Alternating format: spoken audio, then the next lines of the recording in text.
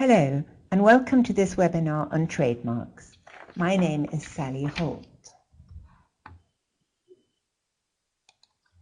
Trademarks acquired their present financial, social, and commercial importance alongside the development of mass production, distribution, and consumption during the 19th century.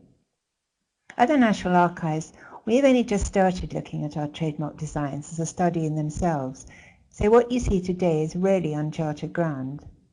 These are a very underused series of designs, and it's only quite recently that trademarks are being appreciated as an important piece of social and design history. The purpose of this talk is to give you an insight into what we hold, the different types of designs one can find in these records and why, how the designs can be accessed, and their importance within design and social history. These records are part of the same movement to protect intellectual property in the late 19th century, along with registered designs and copyright. Now I'm going to start talking about the purpose of trademarks, followed by a short background history, leading up to and concentrating on and around the very important Trademark Act of 1875, legislation which gave rise to the records we're looking at today. I also hope to give you an understanding of why the registering of trademarks was so important in the 19th century, a bit about the overseas market, and lastly, how the records we hold can be accessed, both the registers and representations, and what information you can find in them. Now, I'm going to be showing you lots of examples, but I'm not always going to discuss the individual images on the slides. They're there to show you the extraordinary range of designs that appeared during the latter part of the 19th century and early part of the 20th century. A trademark is a symbol used to show the origin of goods. They convey to the buyer that the goods were the manufacture of or owned by a particular person or company. As well as identifying, they also guarantee the quality of a product. They can be symbols that are often easier to remember and recognize than the full details of the maker or manufacturer, hence the iconic bird's eye design seen here, although others are so complex that you'll see later require from us much more effort to understand. A trademark can basically be anything. It can be a name, a signature, a sign, a figure, a letter, a seal, a diagram, or any type of illustration, and modern trademarks also include noises and sounds. I found a period quote which I feel sums up the ethos of the trademark in the 19th century. It's from Arthur Ryland, who was one of the chief proponents of registration, and it says, as you can see here, "What a crest or coat of arms is to a gentleman, the trademark is to the manufacturer." Trademarks can range from a simple outline to a highly complex drawing or illustration, which can be filled with symbolism. And sadly, it's sometimes impossible to find out details of everything we hold in these records, and this should be flagged as a potential pitfall. Marks have been used to distinguish ownership as early as the 7th century, initially denoting ownership of livestock. They were widely used in Egypt and Greece, reaching a height during the Roman Empire when they were used extensively by craftsmen who wanted not only to identify the goods they'd made, but also guarantee their quality for commercial reasons. During the 16th and 17th centuries, regulations began to emerge, such as the Property of Inventions Act, which was passed during the reign of James I. However, it's in the 19th century, with the Industrial Revolution and the shift from local and cottage industries towards mass production, that led to the enormous changes in economic structure and consequently the need to regulate competition within markets. This gradual standardization of products made the need for using distinguishing signs to help buyers choose their products become increasingly important. And it's from this time the trademark began to acquire its modern financial, social, and commercial importance. Two acts in the second half of the 19th century collectively established the rights to property or intellectual property. The Merchandising Marks Act of 1862 made it a criminal offence to imitate another's trademark with intent to defraud. But it was this 1875 Trademarks Registration Act which allowed the all-important formal registration of trademarks at the UK Patent Office for the first time. And it was this act which really cemented the importance and the power of the trademark that we know globally today. Also in the same year, the first international trademark treaty was reached at the Paris Convention for the protection of industrial property, with the convention countries agreeing to afford foreign owners the same protection as they provided for their own nationals. And we can see instances of lots of examples in the representations after this date. When the Act of 1875 was passed, marks were to be registered for specific goods or services within individual subjects known as classes. It divided the goods to be registered into 50 classes. These vary over time, and it's important to note that they are not the same for registered designs or copyrights. They cover everything from metals, chemical substances, musical instruments, perfume, toys, cottons, porcelain, and furniture, etc. It was possible for owners or manufacturers to register identical or similar marks as long as they were in different and unconnected classes. For example, an iron founder could use exactly the same mark as a cotton manufacturer as they were registered under different types. And in a nod to the unofficial trademarks that were already in existence before this Act was passed, registered under the copyright law, any word or name that had been effectively used as a mark before August 1875 could be registered even if it didn't fulfill the criteria. It was the Patent Office that took on the responsibility of the registration of trademarks and opened its doors for this on the 1st of January 1876. On the first day, 79 applications were filed, and by the end of the month, 1,650 had been lodged.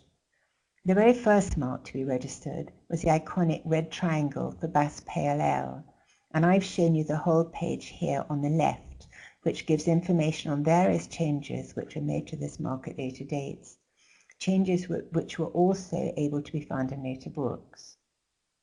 The second trademark to be registered was for another very well-known brand, Leon Perrin's Worcestershire sauce, and I think looking virtually the same as it does today.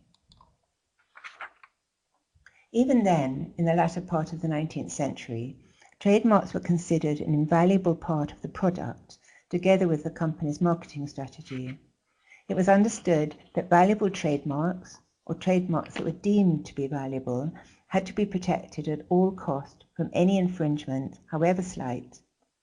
And as a consequence, many companies felt the need to secure the exclusivity of the mark by registering as many variables of it as possible. Lots of examples can be seen of this within our representations. For example, these marks registered by Meissen, shown here in the Trademarks Journal. On January the 27th, the Times newspaper reported that the King of Saxony had forwarded applications to the registry for the registration of marks used in this royal manufacture.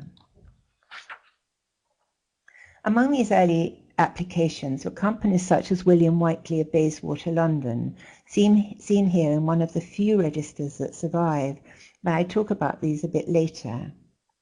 Whiteley's was the first ever department store in this country and didn't close its doors until 1981.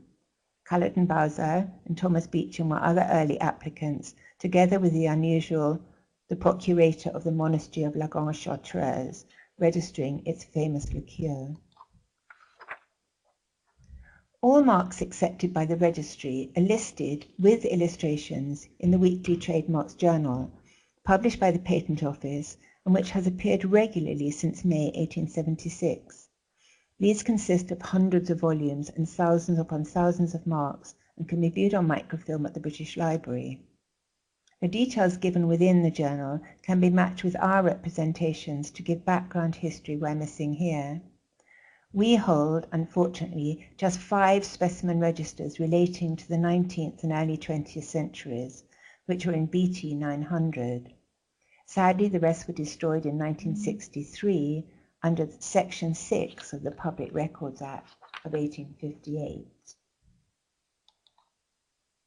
Due to the importance of the cotton trade in Lancashire, the rules within the Act of 1875 made provision for the establishment of a branch office to be opened in Manchester to deal with applications for cotton textile marks covering all the classes and marks which were used by this industry, and this office opened on the 4th of October 1876. The main division in these records is between cotton registration in Manchester and all other registrations in London, which, confusingly, also hold some copies of cotton marks. I thought it was interesting to note that Wilson Latham's design on the right of a rhinoceros looks remarkably like Albrecht Dürer's rhinoceros of 1515. At the time the Manchester branch was set up, a lot of goods manufactured in Lancashire were textiles to be exported. Manufacturers of these cotton goods didn't travel to their overseas markets. Instead, they used agents who were often based in the countries of export. These often small manufacturers were generally of the belief that the consumers of these exported cotton goods were largely illiterate, as they didn't speak English, and it was felt important to use sometimes complicated and meaningful illustrations that would be understood at the point of sale. Africa, Asia, and China were the big export markets, so it was necessary for trademarks to contain images that were easily recognizable within the specific countries, while at the same time creating symbolism that could show buyers the qualities the company wanted to extol. When one looks at the trademarks which were designed for the overseas market, compared to those designed for the home market, the difference is quite considerable. Marks designed for overseas are generally far more illustrative and complex. Lots of them are seemingly completely unconnected to the type of goods they're representing. Manufacturers used a lot of animals, birds, reptiles, exotic plants, and generally images that were thought to have great appeal to their buyers. For example, the crane, shown in the image on the left, is a symbol of longevity, immortality, strength, and endurance. Bamboo is a good omen, and the tailed tortoise reflects the very core of the universe and is an immensely important symbol in the East. I don't fully understand the illustration or symbol of the design on the right, except to say that the color green is an earthly color, and as a color of spring brings hope. It's a color of strength, regeneration, and longevity. And green is also a female color, and is a color that sits midway between the absolutes of heaven and hell. By the latter half of the 19th century and early 20th century, Britain's growth overseas in the cotton trade had reduced considerably. This was thought to be largely due to Britain's immunity from foreign competition prior to this time, and a lack of competitiveness in overseas markets. However, this is now thought not to have been true, and the British export trade in these goods has been shown to have been viewed very unfairly. In 1862, the Select Committee made it clear that many British manufacturers had experienced intense foreign competition prior to this date, involving the forging and widespread copying of British trademarks because they were so highly valued. Merchants could often be indifferent to the quality of the goods manufacturers exported, and could undermine the reputation these manufacturers had established with their own marks by using the same marks on another company's goods in order to increase their own profits and trade. The foreign manufacturers themselves are also very aware of the superior quality of the British goods and would fraudulently use English trademarks on their inferior products, thus undermining and injuring the reputation of the British companies overseas. This really meant that British marks were no longer reliable as guarantors of quality abroad, while the relative standing of foreign manufacturers had been greatly improved. And Britain's loss of market share between 1870 and 1914 could very well have been attributed to fraud and not lack of competitiveness, as previously thought. Trademarks reflected social and political history, and this slide shows some examples of how many of the designs did just this, reflecting the social mores of the day, and now looking extremely dated. Rather than go through the minutiae of the various documents we hold on trademarks, I'm going to give you a quick overview. Prior to December the 31st, 1875, trademarks were registered under copyright. The registrations can be found in Copy 1 and the corresponding registers in Copy 3. There was no obligation to register them, however there was an increasing need. Lots of companies were actively protecting their marks prior to this date, Mary and Chandon for one. Apart from the registrations and the corresponding registers, there are also 3 delightful scrapbooks in Copy 2, 21, 22 and 23, which are just trademarks and contain just trademarks for the year 1875, 1874 and 1873, and give examples of every mark which had been registered during that time and in numerical order. No one's quite sure why these scrapbooks were made, and we just have these 3, and it's thought possibly that it was just done by somebody for a bit of fun.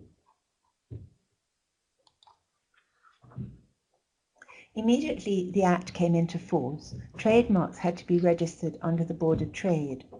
Records we hold for trademarks, both the Copyright and Board of Trade series, include sets of representations and registers.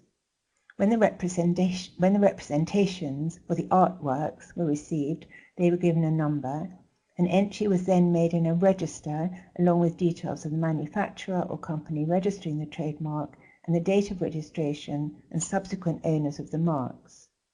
The representations for the London office were in BT 82 and the Manchester office were in BT 244, although BT 82 also holds some copies of those registered in Manchester. These are what we've been mostly looking at and are the original designs, and we hold thousands of the representations. Registers were all relating to BT 82 or in BT 900 and gives details of the names and addresses of the owner or manufacturer and or their agent. But sadly, only 5 sample registers have remained after 1875. But information on the companies and agents can quite often be found on the individual representations as seen on the earlier Bath page. And there are no registers for the representations in BT 244. However, company and owner details can be found in the trademark journals, which can be viewed at the British Library. Around 1875, the time the Trademark Act became law, the types of trademarks that manufacturers tended to use for the export market were often very similar to each other. This was due to the perceived appeal of those particular images to buyers of their products. These practices of duplicating marks between different companies had been largely accepted by the trade under various gentlemen's agreements between each other, the merchants, and the overseas agents. Many trademarks use the same motifs, and this overlay had continued for years. Confusion had generally been avoided due to this familiarity, the different areas the goods were sent to, and the arrangements between the merchants and agents who were selling them. At the beginning, the Lancashire cotton trade was opposed to the new system of registration and thought the existing system of agreements was perfectly adequate. But as I mentioned earlier, this clearly wasn't so. They worried about the implications that should these common marks be monopolized by an individual's registration, they would lose their right to their use and consequently their success in the overseas markets. And these marks would be able to use by just a few solely and to the exclusion of all others. Now I'm going to give you a flavour of the range of designs we hold in these records. These 3 you see here are trademarks for cotton goods registered in Manchester in 1876. And to me look extraordinary. The one on the left has a very Masonic leaning to it, but there's a huge variety of types of designs within this series, and I just chose these random examples. So far I haven't had time to find out a lot about them, but for me they illustrate the potential for much further research for design historians. Now the home market required a different set of rules. Trademarks would often carry endorsements by people such as doctors or chemists. Preoccupation with health was a Victorian occupation, and one can see lots of designs for patent medicines, many of them making the wildest of claims. Royal patronage was often implied or claimed, like Parkinson's butterscotch on the right. And other companies' marks could include copies of images like the imperial crown or the Prince of Wales feathers, occasionally even the royal coat of arms.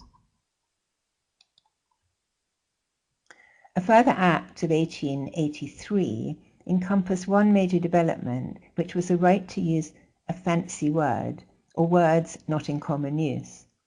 Applicants wanted to register unusual words or words that implied something about the product that was considered essential in their explanation.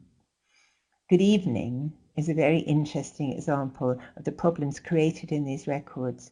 This mark was to be applied to the goods of Anderson Rankin, who were manufacturing ironmongers. Made-up words were also very common: spermoline for whale oil, aquaflorium, and deco. Signature marks were also very popular, as their distinctiveness gave the maker reassurance that goods of an inferior quality could not be passed off by anyone else. Now, a lot of trademarks that were made famous in the 19th and early 20th centuries and evolved into successful brands today seem to be found mostly within the food and drink industries. For example, J.J. Coleman and Foley's Rusks, Rowntree and Taylor Hadgate and Yeatman. Although, of course, there were others outside this industry, like here, the Singer Manufacturing Company, which survived too.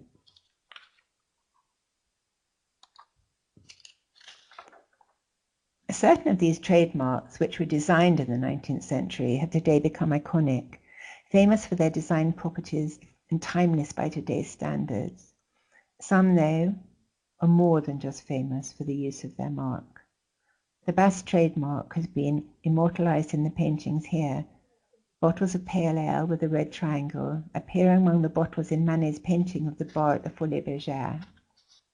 Pablo Picasso's painting on the right incorporated Bass's red triangle trademark as a continuing motif in a series of 40 abstract works painted around 1914. And the Spanish painter Joan Gris painted Bouteille de Bass in 1925. Now, to conclude, it was the advent of the 1875 Trademark Act that really cemented the growth of the trademark as we know it today and encouraged the growth of the branded product, encapsulating characteristics such as image, social values, and emotional attachment. In the 19th century, larger firms could afford to spend more money on advertising than smaller ones, and often those firms which were too small to afford large-scale advertising suffered. In the 19th century, billboards located in popular places like train stations, racecourses, town centres and tram stops were full of advertisement for staple products for their home market. Companies like Cadbury's, Rowntree and Hovis making chocolate, sweets and bread, and Pears making soap, sold goods that were continually required by the consumer, but not for cotton textiles and cutlery, which were not bought in the same repetitive way, so many of their names didn't survive the long haul. And lastly, I thought it would be nice to end with one of my favourites, and this is Captain Boyton and his full life-saving dress. No other reason than I really like it. Now, hopefully from my short introduction today and the images that I've shown you, you can begin to see the wealth of design and social history these records hold. Thank you.